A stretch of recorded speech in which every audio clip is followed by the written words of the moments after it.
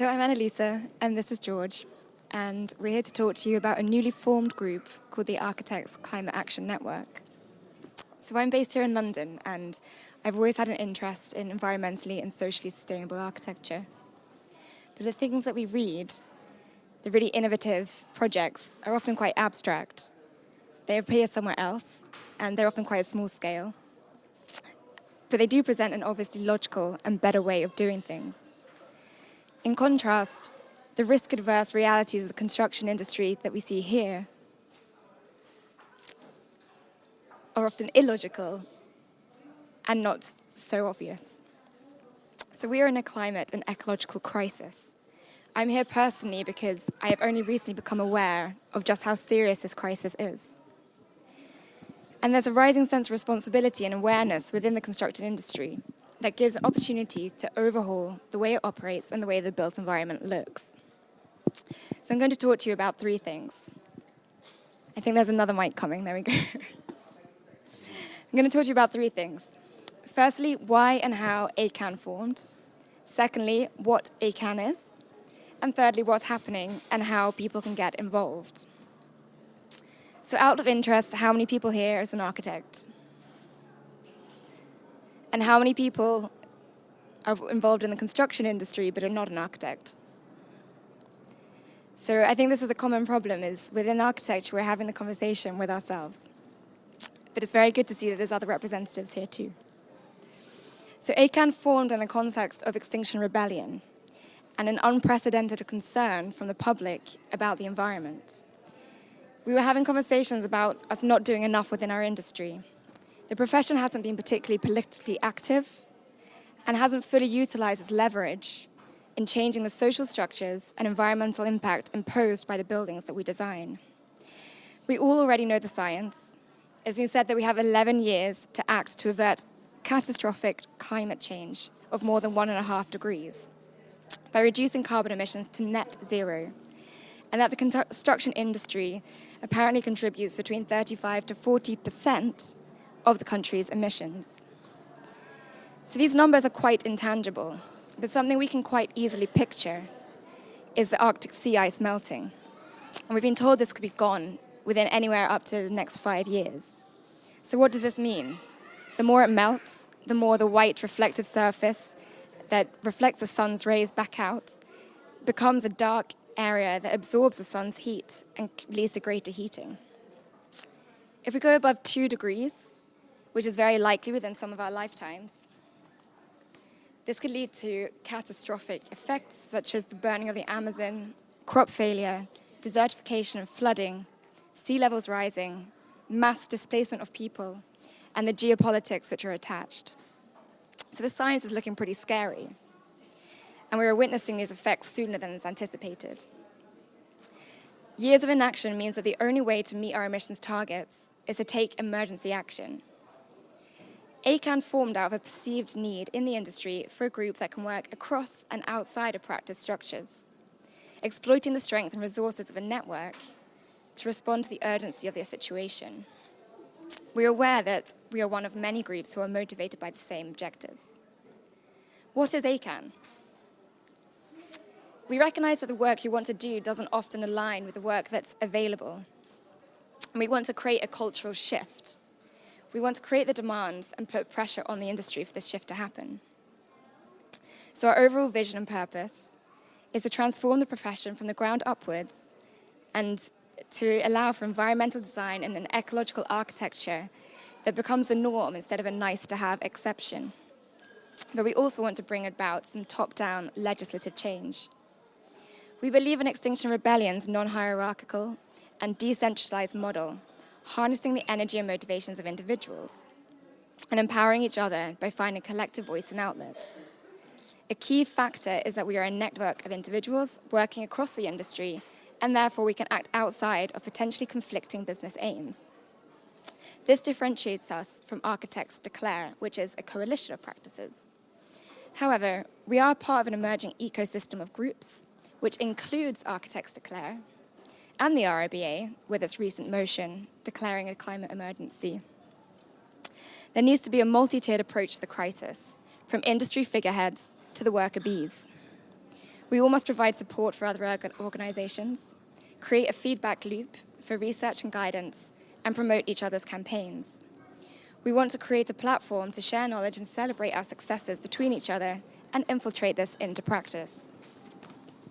So people want to get involved, but the right level of engagement and a way of helping. A lot of research is taking place in isolation, and there's a need to bring these discussions together and share them with the people doing the work to put them into practice faster than them becoming policy. We're light on our feet, can act quickly by connecting people across our network. There's a need to provide ourselves, finally, with a place to discuss concerns that you may not have time or the support to do in the workplace.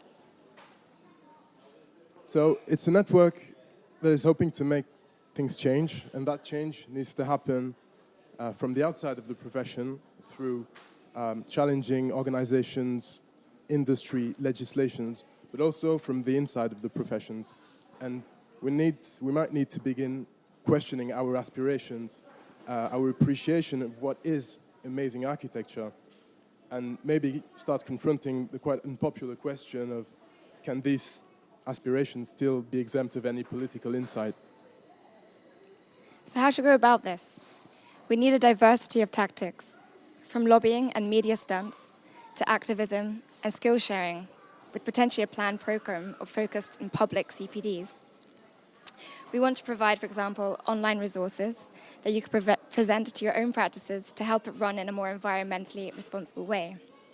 We need to equip the workforce with technical skills, design in a more holistically environmental way, bringing engineers and consultants into the architecture from the beginning and not as an afterthought.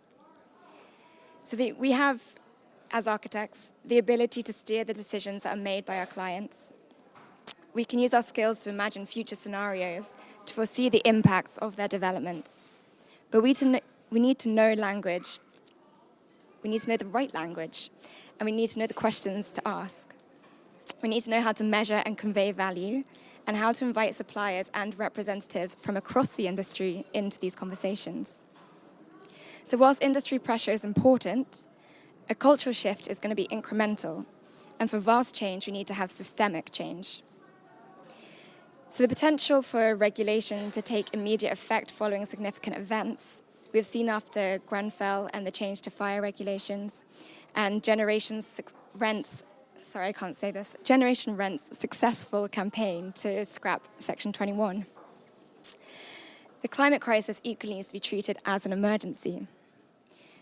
Between ourselves, we're already forming our own ideas for campaigns and supporting others' campaign ideas. For example, AJ's Retro First campaign. We've been speaking about putting together a volunteer working group to help improve the energy efficiency of housing in our local communities through retrofit. We're looking to support LETI, the London Energy Transition Initiative, I always forget the name, in their guidance for whole life embodied carbon assessment and limitation. And we're talking about introducing a new Part S into the building regs that will involve this. We're also discussing a green levy tax and virgin material use and waste.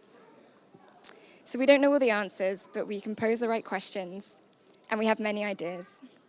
We want to bring together organizations who do have the resources and the capacity to undertake any necessary research.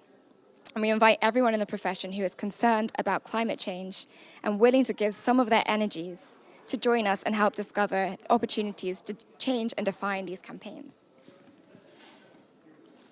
So it's all about getting together. And here is an amazing network. It's a mycelia network, or mushroom network. It can be found in almost any natural soils, forests, spanning over up to thousands of acres, supporting life. Here is where we live. Our projects, organizations, industries, and processes, very complex, and in certain aspects, relatively intimidating. It's an environment in which, well, we might feel rather small, like the mushroom in the forest. And in that sense, we are mushrooms. Good news is, there's a lot more in mushrooms than meets the eye. And there's a lot more that together we can do. And yeah, that's how we would like to see ACAN. So what are we doing at the moment, and how can people get involved? In the short term, we need to grow the network. We need to tap into the skills and specialisms of the profession. So for this, we're hosting a launch party at the end of September. And this is going to be a very informal event. It's going to be a chance for us to visualize the network and to gauge the appetite of the people who turn up. We want to map the interests and the geography of the people involved. A second event that we are organizing is on the 22nd of October, and this will be the Architects' Assembly. So this is a format that we are borrowing from the People's Assembly, used to guide the political process and understand what citizens would do in an emergency situation. It will help us question the willingness of what people are prepared to do and what they might forego. So questions we might ask are you willing to refuse work? Or what are the biggest constraints presented by different procurement processes? The evolution of the group, our specific campaigns and focuses, is to be defined by those who get involved. The purpose of the Architects' Assembly is to crowdsource this, rather than for us to define it. We know that we are a small group who've initiated this, but that most of the good ideas and expertise are going to come from the people who are yet to join. So I hope that this has given you an idea about what ACAN is, why and how it formed, and the direction we see this going, the things that we have in the pipeline. You are all invited to participate in this process and help us define how this group evolves. Thank you.